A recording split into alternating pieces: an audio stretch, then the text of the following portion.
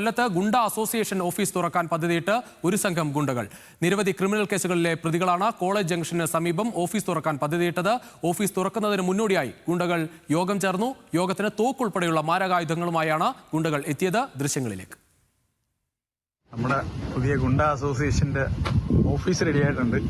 ശ്രീ രാജരാജേശ്വരി ഗുണ്ട association.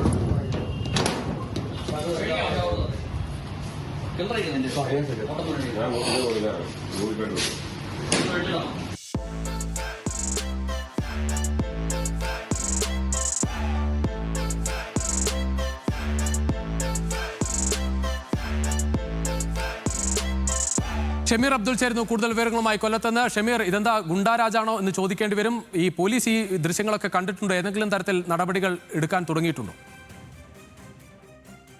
പോലീസിന് അതീവ രഹസ്യമായി ലഭിച്ച വിവരത്തിന്റെ അടിസ്ഥാനത്തിൽ ഈ ദൃശ്യങ്ങൾ പോലീസിന് ലഭിക്കുകയായിരുന്നു. ഇതിന്റെ അടിസ്ഥാനത്തിൽ 6 പേർക്കെതിരെ പോലീസ് എഫ്ഐആർ രേഖപ്പെടുത്തിയിട്ടുണ്ട്. ഇവർ കൊടും ക്രിമിനലുകളാണ് എന്നാണ് പോലീസ് വ്യക്തമാക്കുന്നത്.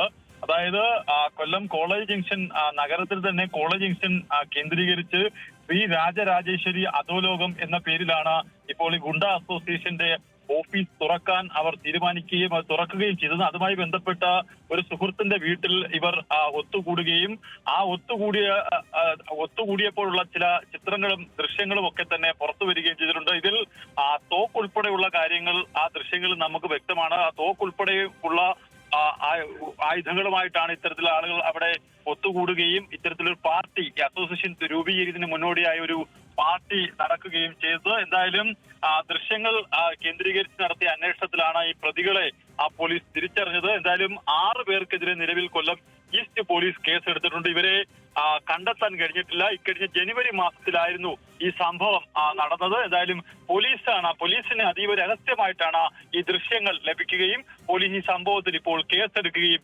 ചെയ്തിട്ടുള്ളത്. ശരി ഷമീർ.